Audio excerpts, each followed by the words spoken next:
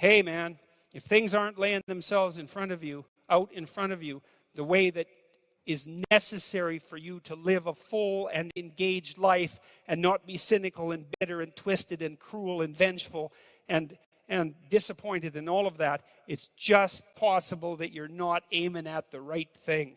And man, that is a question worth asking. Well, it's the question people do ask. It's like, well, what's the purpose of life? Well, it's the same question. What should I aim at? Those are the same questions. And, if what you're aiming at is producing nothing but unrequited misery for you and everyone else, and it's a downhill bloody spiral into something approximating hell, then there is some possibility that you should think that perhaps your aim is off. So, and I don't want to overplay my hand on that either, too, because I know perfectly well that, if you're suffering, if you're depressed, if you're miserable, it might be a consequence of really bad luck. Like people get sick, and good people get sick, right? Everyone knows that. Good people, they get sick and they die. And so you can't say, well, if you're miserable and sick, it's because there's something, bad about you, because then that would be the case for everyone, always, whenever they get ill. And you could just blame ill people. It's like, well, it serves you right that you're sick because you're a bad person. It happens a lot, actually, with ill people, and it's an unfortunate thing. So I know there's an element of chance to all this. And I don't want to downplay that. We are dust in the wind, to use a terrible cliche from a 70s rock song. We're blown hither and thither by events that are somewhat beyond our control. But that's still not the point. The point is that to a large degree, you can determine the manner in which the world manifests itself to you by changing your aim. And so then that opens up the entire domain of philosophy. You think, what good is philosophy? And people think that all the time. What good is philosophy? It's like, hey, philosophy is about value. Well, what use is value? Well, value determines your aim. Well, who cares what your aim is? Well, your aim determines the manner in which the world lays itself out to you emotionally. Well, who cares about that? No one says that.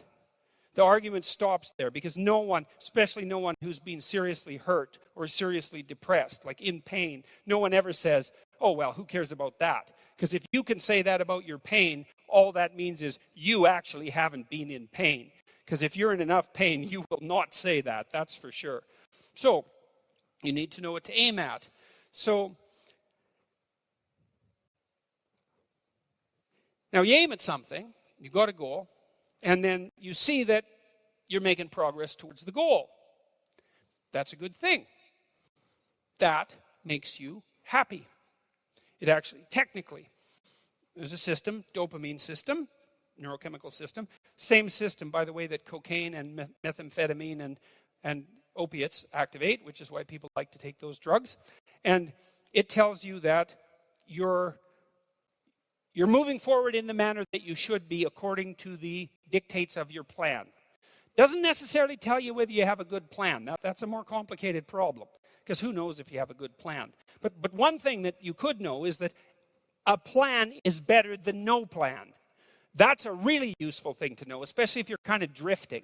It's like, well, I'm going to find myself. It's like, no, just pick something and move towards it. And as you move towards it, you're going to succeed and fail specifically. And then you're going to learn something about success specifically, and you're going to learn something about failure specifically. And then you can learn what you use to fix your plan. So a stupid plan is way better than no plan. And you're likely to have a stupid plan, or at least to be able to make one. So that's good news for everybody. You can make a stupid plan. And so I would say, make a stupid plan and then implement it. Not any stupider than it has to be. You could think about it a little bit, but then implement it. And have your successes and failures along the way and learn from them. And then you can rejig the goal. You can move the target. That's fine. That's part of the game. It doesn't have to be fixed. It's a movable target. And maybe what you're trying to do is to move the target to an ever better place.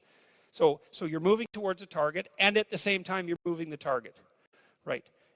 and you're trying to move the target towards something like an ultimate ideal. You're trying to find out what that ultimate ideal is, and part of the way you figure that out is by moving towards a target and by learning about success and failure along the way, because then you can inform yourself with regards to what might constitute a reasonable aim. And so that's the reason to go out in the world and like make some mistakes, you know, and then you're going to, and so it's okay. It's okay to make the mistakes. It's not so okay not to learn from them, because then you make the mistakes again. That seems pointless. And so you're moving towards wherever you're going, and it's working. And so you get some positive emotion. You get some motivation from this dopaminergic system that adds zest to life. It adds interest and engagement and meaning to life. It pulls you into life.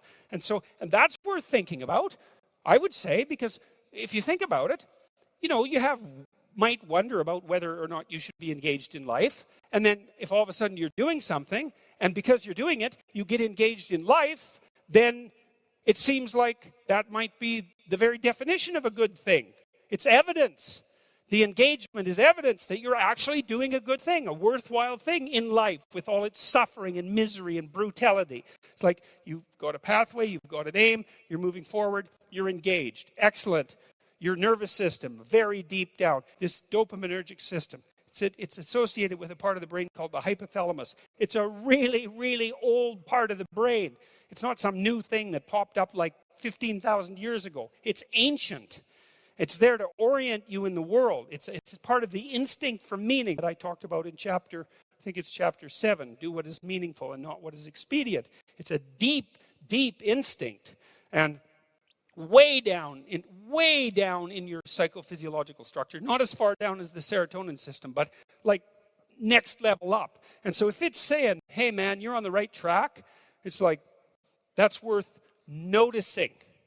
It's worth noticing. Now you can criticize it out of existence. You can question your aim continually. It's one of the, what would you call it, dangers of our capacity to abstract. But, you know, if you're a smart person who doubts, you also might be smart enough now and then to doubt your doubt and just to notice and to pay attention. And not only that's what you need to do, because you need to have a meaning in your life, an aim, a value structure that's of sufficient potency and magnitude to justify the limitations and the trouble that life constitutes, right? This is no trivial business that we're involved in, right? We're all in this up to our necks, literally. It's a mortal game. You're all in. And to play it wrong is to risk suffering in hell. And I'm not talking about afterlife. I'm not talking about something metaphysical. You can generate plenty of hell right here around you. Plenty. An unlimited amount. And so you can move towards that direction, or you can move towards a positive direction. And you can orient yourself. And you can learn. This is why the postmodernists are so incorrect. It's like, look, you need an aim. You need an aim. You cannot organize the way you look at the world without an aim. It's not optional. And then the question is, well, what should the aim be? Well, probably not to radically increase the amount of misery and suffering that you experience in everyone else. I mean, maybe you want to go that route, and people do, but I think they only do when they become bitter and they give up, you know, and they make mistakes they know they're making, right? It's conscious decision to go down that route. It's not like they think that's okay to begin with. Their aim's wrong. It's like, straighten out your aim. So there's an old idea, this idea of sin. Sin is a word that was derived from a Greek word, hamartia. And hamartia is an archery term, and it means to miss the target. And so you think, well, how can you miss the target? Well, you have no weapon. Well, then you miss the target. You have no target. You have no aim. Well, then you miss the target. You don't pick up your bow. Well, then you miss the target. You don't draw it back. Then you miss the target. You don't practice and miss many times, right? Because you have to do that to develop the skill to hit the target. So you're not willing to take the risk to miss. You do none of that. And so you miss the target. And that's the sin. And then you miss your life. And then what happens around you is that Well, there's far more hell than there has to be, and there's much less heaven than there could be, and it's on you.